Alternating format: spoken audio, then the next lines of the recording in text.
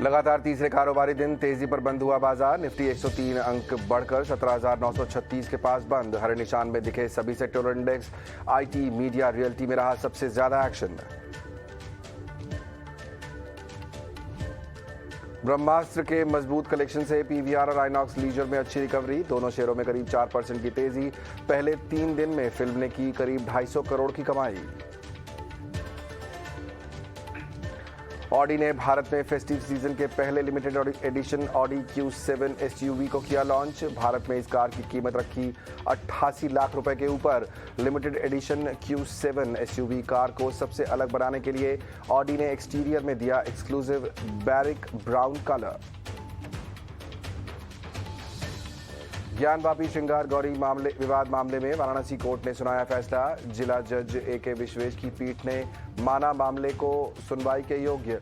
अगले सुनवाई 22 सितंबर को होगी। अयोध्या में 2024 में मकर संक्रांति तक राम मंदिर में विराजमान होंगे रामलला। श्री राम जन्मभूमि तीर्थ क्षेत्र ट्रस्ट की बैठक में हुई चर्चा। दिसंबर 2023 तक होगा मंदिर में गर्भगृह और एक पूरे फ्लोर का निर्माण कार्य पूरा। परिसर में बनाए जाएंगे 7 और मंदिर। अयोध्या में छठे दीपोत्सव की तैयारी जोरों पर। जलाए जाएंगे 14 लाख से ज्यादा मिट्टी के दीप। पीएम नरेंद्र मोदी ने ग्रेटर नोएडा में किया वर्ल्ड डेयरी समिट का उद्घाटन। 1974 के बाद दोबारा किया गया कार्यक्रम का आयोजन।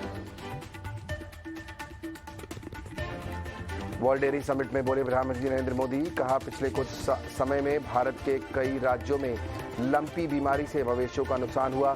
इस बीमारी से निपटने के लिए भारतीय वैज्ञानिकों ने बनाई है स्वदेशी वैक्सीन। 15 सितंबर को उज्बेकिस्तान जाएंगे प्रधानमंत्री नरेंद्र मोदी। SCO शिखर सम्मेलन में शामिल होंगे पीएम। चीन और रूस समेत शंघाई कॉरपोरेशन में शामिल कई देशों के राष्ट्राध्यक्षों से करेंगे मुलाकात। पीएम नरेंद्र मोदी को मिले 1200 गिफ्ट्स की होगी नीलामी। 17 सितंबर से 2 अक्टूबर तक होगा ऑक्शन। क्लीन गंगा मिशन में डोनेट की जाएगी ऑक्शन की मिली रकम। आज से 2 दिन के अहमदाबाद दौरे पर दिल्ली के मुख्यमंत्री अरविंद केजरीवाल। ड्राइवरों और सफाई कर्मचारियों समेत कई एसोसिएशन के व्यापारियों से करेंगे सीधा संवाद। दिल्ली के उपराज्यपाल VK सक्सेना ने की DTC बस घोटाले में CBI जांच की सिफारिश। आम आदमी पार्टी ने कहा बसें खरीदी ही नहीं गईं। विदेश मंत्री S जयशंकर ने सऊदी अरब के क्राउन प्रिंस मोहम्मद बिन सलमान से की मुलाकात। आपसी हितों के मुद्दों पर दोनों के बीच हुई वार्ता।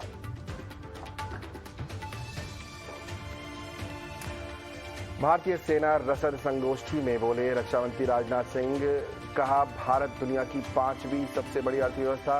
किसी देश की अर्थव्यवस्था को और ऊंचाइयों पर ले जाने के लिए एक मजबूत और सुरक्षित रसद आपूर्ति प्रणाली एक अहम जरूरत। देश के कई हिस्सों में NIA ने मारी रेड। पंजाब के गैंगस्टर्स के ठिकानों पर छापेमारी। ISI खालिस्तानी आतंकियों से रिश्तों के खुलासे के बाद मारी गई थी रेड।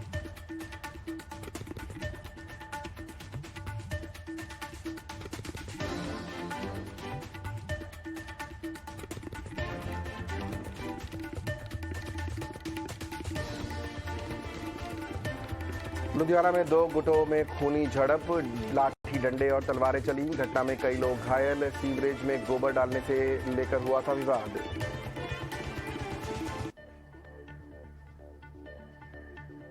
मेघालय के शिलांग में दिल दहलाने वाली घटना। जेल से फरार 4 कैदियों की हत्या। ग्रामीणों ने पीट कर कैदियों को मार डाला। एक कैदी जान बचाकर भागने में रहा कामयाब।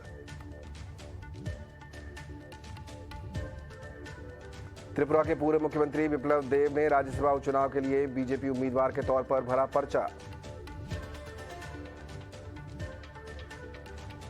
बारामूला में भारतीय सेना ने किया महिलाओं की साइकिल रैली का आयोजन। 150 से ज्यादा महिलाओं ने लिया भाग।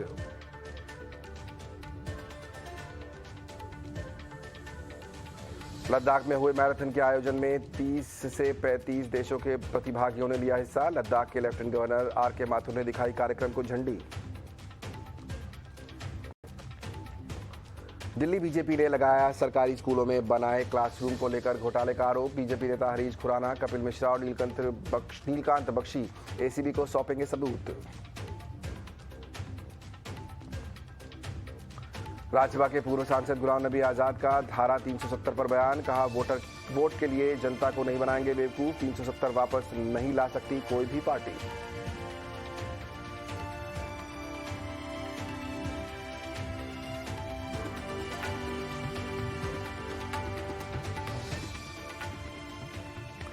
और इस वक्त की बड़ी खबर पर नजर डालते हैं। इस समय सीपीआई के आंकड़े जारी हो चुके हैं। अगस्त महीने में सीपीआई जो है वो बढ़कर 7% पर पहुंच गई है। क्या मतलब है इसका? जुलाई में ये करीब 6.7% पर थी। क्या मतलब है इसका? कैसे समझना चाहिए इन आंकड़ों को? खाद्य महंगाई दर